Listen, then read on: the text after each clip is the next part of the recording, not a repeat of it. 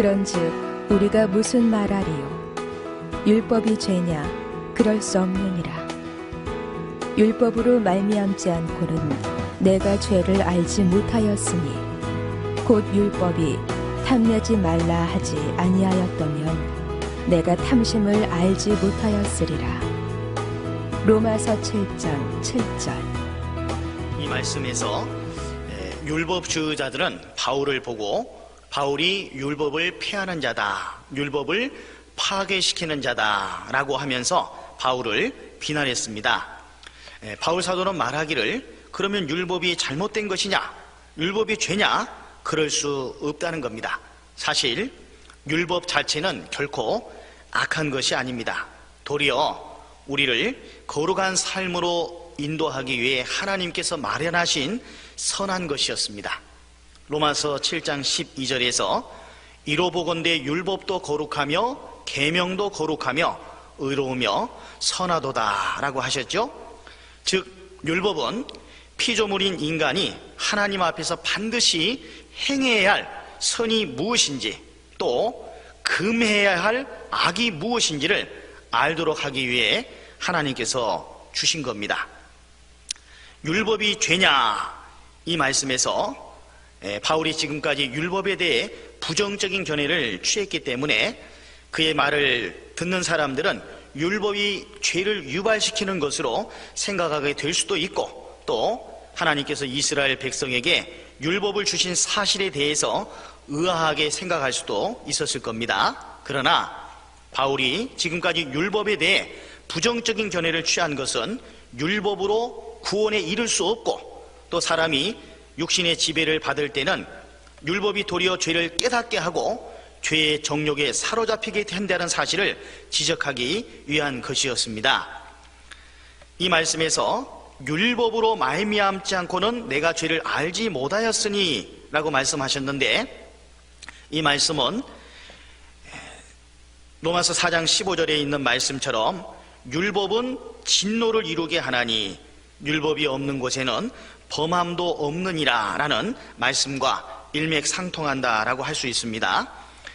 죄는 율법 때문에 생성되는 것도 아니고 율법 안에 있는 것도 아니라 바로 우리 안에 있는 겁니다. 다만 율법은 그 죄를 죄로 규정하면서 하나님의 의를 나타냅니다. 율법으로 말미암지 않고는 내가 죄를 알지 못하였으니 라는 이 말씀은 율법이 죄를 깨닫게 해주는 데 꼭 필요하다는 것을 보여주고 있는 겁니다.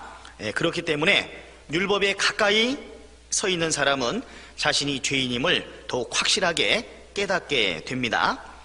곧 율법이 탐내지 말라 하지 아니하였다면 내가 탐심을 알지 못하였으리라.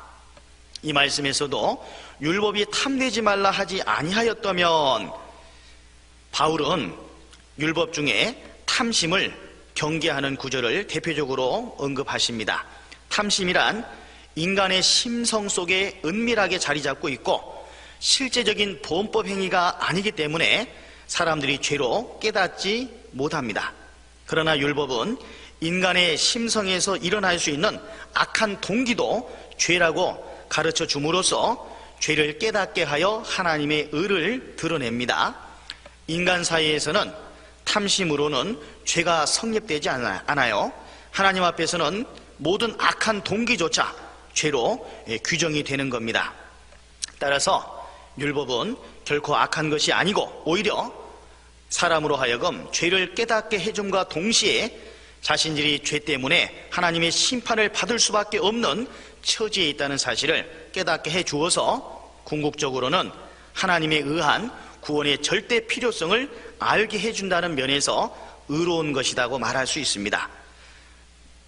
율법이 없었다면 사람은 죄를 죄로 알지 못했을 겁니다. 고로 율법은 잘못된 게 아니고 또 조금도 잘못이 없습니다. 율법을 주신 목적은 죄를 깨닫게 하기 위함입니다.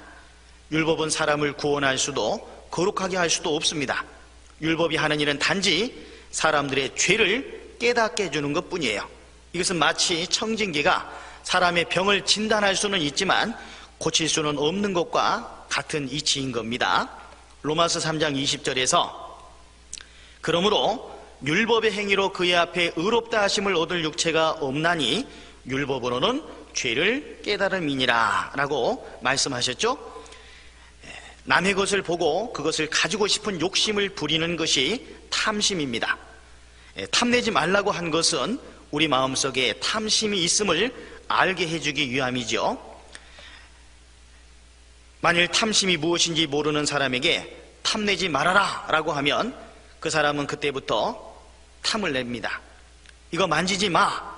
책장에 책이 많이 꽂혀 있는데 관심을 갖지 않고 있는 사람에게 여기 있는 책을 다 보아도 되지만 이것만 보지 마 라고 하면 그때부터는 저 책을 한번 봐야지 하는 탐심이 올라오는 겁니다.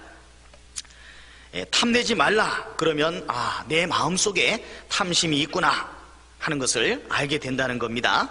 원래 탐내지 말라는 이 계명은 10계명 중에서 제일 마지막 계명입니다. 그러나 제일 작은 계명 같지만 사실 모든 계명을 범하는 동기가 이 탐내는 데서부터 시작이 됩니다. 선악과를 먹지 말라는 명령이 있었지만은 먹음직하고 보험직하고 지혜롭게 할 만큼 탐스러웠기 때문에 탐심이 올라와서 하나님의 계명을 어긴 것이죠. 고로 모든 계명을 범하는 원인은 탐심에 있다고 할 수 있습니다. 탐심은 모든 죄의 근원입니다. 법이 강하면 죄를 안 지을 것 같지만 법이 아무리 강해도 그 법을 피해서 죄를 짓습니다. 법은 절대로 사람을 붙들어 매지 못하죠. 그래서 율법은 그 사람의 죄를 깨닫게 해주는 동시에 그 죄를 드러낸다는 겁니다. 결론적으로 말씀드리면 율법에서 내면적인 죄인 탐심이 죄라는 사실을 말하지 않았다면 사람은 탐심 자체가 죄인지도 깨닫지 못했을 것이라는 겁니다. 따라서 율법은 그 역할상 죄와 그 결과인 죽음을 알려주는 것일 뿐 율법 자체가 죄라든지 악한 것은 결코 아니라는 것입니다.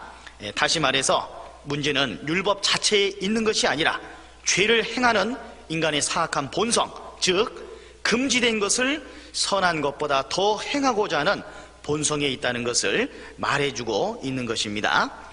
그런즉 우리가 무슨 말 하리요? 율법이 죄냐? 그럴 수 없느니라. 율법으로 말미암지 않고는 내가 죄를 알지 못하였으니 곧 율법이 탐내지 말라 하지 아니하였다면 내가 탐심을 알지 못하였으리라. 바로 이런 뜻에서 이 말씀을 하신 겁니다. 그런즉 우리가 무슨 말하리요? 율법이 죄냐? 그럴 수 없느니라. 율법으로 말미암지 않고는 내가 죄를 알지 못하였으니 곧 율법이 탐내지 말라 하지 아니하였다면 내가 탐심을 알지 못하였으리라. 로마서 7장 7절.